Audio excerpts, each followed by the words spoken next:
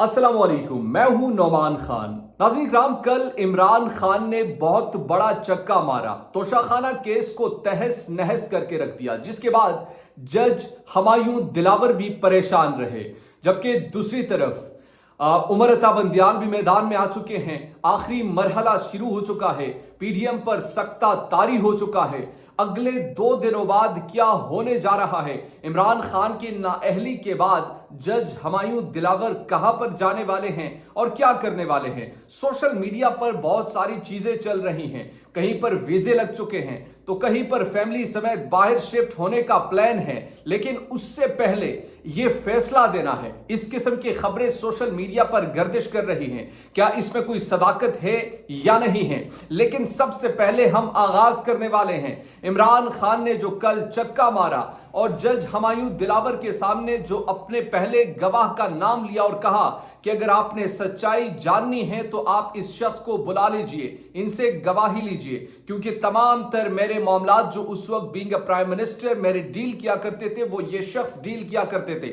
और वो आपको मालूम है कि उन्होंने किसका नाम लिया। उस वक्त के जो उनके मिलिट्री सेक्रेटरी थे उनका नाम लिया और कहा अभी जो है वो मेजर जनरल के रैंक पर है कि आप इनको बतौर गवाह पेश कीजिए, क्योंकि मेरे तहाइफ उन्होंने बेचे हैं।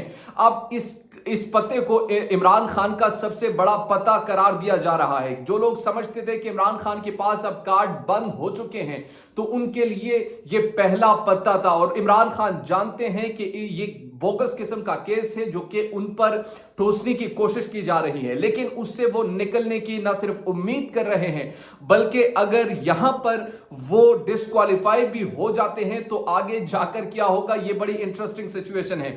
आज के केस में यानी आज जो उन्होंने इमरान खान का जो हक के दिफा है तोशाखाना केस में वो भी खत्म कर दिया है। प्राइवेट गवाहान की जो उन्होंने फेहरिस्त दी थी वो फेहरिस्त उनके बयान रिकॉर्ड करने के लिए 1 दिन को मोहलत दी थी वो भी मुस्तरद कर दिया है। यानी हमायूं दिलावर साहब जिस तरीके से इमरान खान और उनकी जुमात के खिलाफ जो कि पोस्टें सोशल मीडिया पर किया करते थे, अब उनकी जो आसार है वो इस केस में नजर भी आ रहे हैं कि वो किस तरीके से बायस्ड किस्म के हैं। अगर किसी जज पर यहां पर नुक्ता उठाया जाता है कि यार ये जज बायस्ड है तो वो जज खुद को इस केस से अलग कर देते हैं, क्योंकि वहां पर इंसाफ होता हुआ नजर नहीं आता।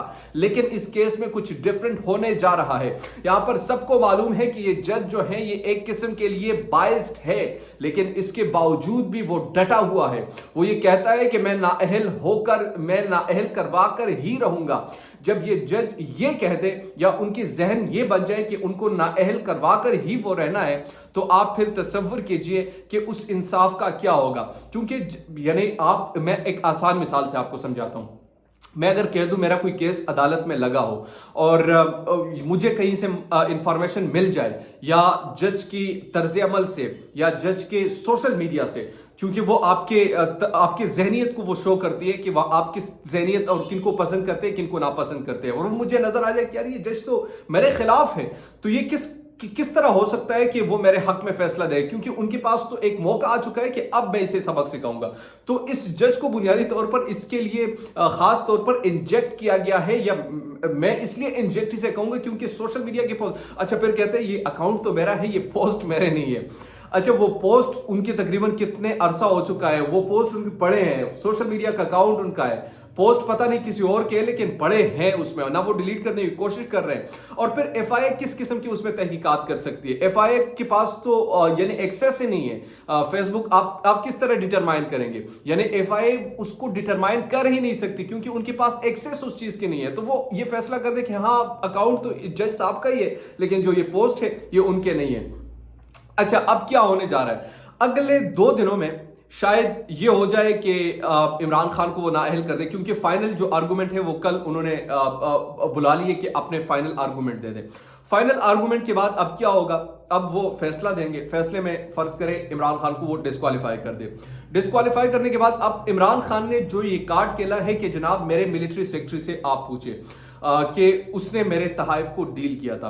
अब जब अगर ये जज हमायूं दिलावर साहब अगर मिलिट्री सेक्रेटरी को नहीं बुलाते तो एतजाज एहसन के बकौल जो कि सीनियर कानूनदान हैं تو یہ مس ٹرائل میں آ جائے گا، اور مس ٹرائل میں آنے کے بعد یہ کیس تہس نہس ہو جائے گا۔ یہ آگے جب جائے گا سپریم کورٹ یا ہائی کورٹ میں جائے گا، یہ چیلنج ہوگا تو اس میں یہ چیزیں زیر بحث آئیں گی، تو وہاں پر اس نے تو ٹھکنا نہیں ہے، کیونکہ اس کا فیئر ٹرائل ہی نہیں ہوا۔ فیئر ٹرائل تو تب ہوتا ہے جب وہ کہے کہ جناب یہ شخص ہے، اس نے میرے تمام تر معاملات ڈیل کیے تھے اور یہی آپ کو سچائی بیان کر سکتا ہے۔ اگر آپ میں اتنی دلیری اور اتنی جرت آپ میں نہیں ہے کہ آپ اس ادارے کے اس شخصیت جو کہ اس وقت کے پرائم منسٹر کے ساتھ تھے ان کو بطور گواہ بھی آپ نہیں بلا سکتے، تو آپ کی جو پاور ہے بینگ اے جج وہ مطلب ایک کٹ پتلی کے سوا کچھ بھی نہیں ہے۔ پھر آپ تو محض صرف اور صرف کسی کے ہاتھوں میں کھیل رہے ہیں، اور آپ سب کو معلوم ہے کہ پاکستان میں طاقت کس طرف ہے اور کس طریقے سے یہ طاقت کا استعمال کیا جاتا ہے اور کن حربوں کے ذریعے سے وہ کیا جاتا ہے، تو یہ چیز ہمیں سب کو مد نظر رکھنا چاہیے۔ اب دوسری چیز جو اس کو ہم نے دیکھنا ہے بڑے آسانی سے، پی ڈی ایم یہ چاہتی تھی کہ جناب یہ جو ملٹری کورٹس کے حوالے سے انہوں نے پٹیشن دائر کی تھی کہ اس پر ایک فل کورٹ بننا چاہیے، اس پر آج فیصلہ آ چکا ہے، اور چیف جسٹس عمر عطا بندیال نے کہا کہ جناب فل کورٹ نہیں بنے گا کیونکہ ججز اویلیبل نہیں ہے، سپٹمبر تک چھٹیاں ہیں، اور سپٹمبر میں چھٹیاں بھی ہیں، اور سپٹمبر میں شاید وہ اویلیبل ہوں گے، یہ ان کا بیسیکلی کہنا تھا۔ تو اس وقت تک جو ججز ہیں وہ اویلیبل نہیں ہے، تو اس لیے یہ جو 6 رکنی بینچ انہوں نے بنایا ہے یہی اس پہ یہ فیصلہ کرے گی۔ اب پی ڈی ایم کیوں چاہتی تھی کہ فل کورٹ بنے؟ کیونکہ ان کو معلوم تھا کہ فل کورٹ ابھی تو اویلیبل نہیں ہے، وہ سپٹمبر میں جا کے اویلیبل ہوگا، اور سپٹمبر میں چونکہ چیف جسٹس قاضی فائز عیسیٰ بنیں گے تو شاید وہاں سے ان کو ریلیف مل جائے۔ اب بار بار یہ لوگ کہہ رہے ہیں کہ چیف جسٹس جب بنیں گے قاضی فائز عیسیٰ تو شاید وہ من پسند فیصلے اپنے لے لیں گے، یہ ان کی سب سے بڑی غلط فہمی بھی ہو سکتی ہے اگر وہ اپنے اصول پر کھڑے رہے، لیکن مجھے ان میں ایک اینگر نظر آتا ہے، وہ شاید عمران خان سے بدلہ لینے کی کوشش کرے، کچھ اس طریقے سے وہ کرے، لیکن پھر بھی مجھے یہ امید بھی ہے کہ وہ شاید قانون کا راستہ اپنائیں گے اور وہ اپنے آپ پر کوئی ایسا داغ نہیں چھوڑ کر جائیں گے، تو ان سے جو ایکسپیکٹیشن رکھی جا رہی وہ ایسا ہوگا بھی نہیں۔ لیکن ان کا بنیادی طور پر یہ تھا کہ جناب یہ جو چیف جسٹس عمر عطا بندیال صاحب ہے یہ اس پر فیصلہ نہ کرے، 6 رکنی بینچ اس پر فیصلہ نہ کرے، ملٹری کورٹس پر وہ فل کورٹ کرے، لیکن اب جو ہوگا یہ ملٹری کورٹ پر جو اہم ترین فیصلہ ہوگا یہ 6 رکنی بینچ یہ سماعت کرے گا اور اس پر وہ فیصلہ دیں گے۔ اچھا، اب آخری چیز جو ہے توشہ خانہ کیس میں عمران خان کا جو حق دفاع ہے وہ بیسیکلی ختم کر دیا گیا ہے۔ ختم کرنے کے بعد اب 2 چیزیں واضح ہمیں نظر آنی چاہیے، ایک تو یہ کہ جج ہمایوں دلاور جن پر پہلے اعتراض اٹھایا جا چکا ہے کہ یہ بائسڈ ہے اور وہ صرف اور صرف عمران خان کے بغض میں یہ سب چیزیں کر رہے ہیں، ان کی آپ ٹون دیکھیے، ان کی بات کرنے کا آپ انداز دیکھیے، یعنی جج تو بڑے دھیمے لہجے کا ہوتا ہے، وہ ان پر اگر تنقید بھی کرے تو وہ بڑے دھیمے لہجے کے ساتھ برداشت بھی کرتے ہیں، یہاں پر وہ شٹ اپ کہہ دیتے ہیں اپنے وکلا کو، لیکن یہ سب کچھ کرنے کے باوجود اگر وہ فیصلہ بھی دے دے وہ اس فیصلے کو مانے گا کون، تسلیم کون کرے گا؟ کیا پاکستان کی عوام کرے گی؟ اور آپ کو صرف یہی کیس ملا تھا، آپ کس کے کہنے پر کر رہے ہیں، کیا کر رہے ہیں، سب قوم جانتی ہے۔ اس ورلڈ میں خاص طور پر اس ڈیجیٹل دنیا میں آپ اس طریقے سے کچھ بھی نہیں کر سکتے۔ بہرحال یہ آج کی اہم ترین چیزیں تھی جو میں نے آپ کے سامنے رکھی۔ دیجیے نعمان خان کو اجازت، اللہ نگہبان۔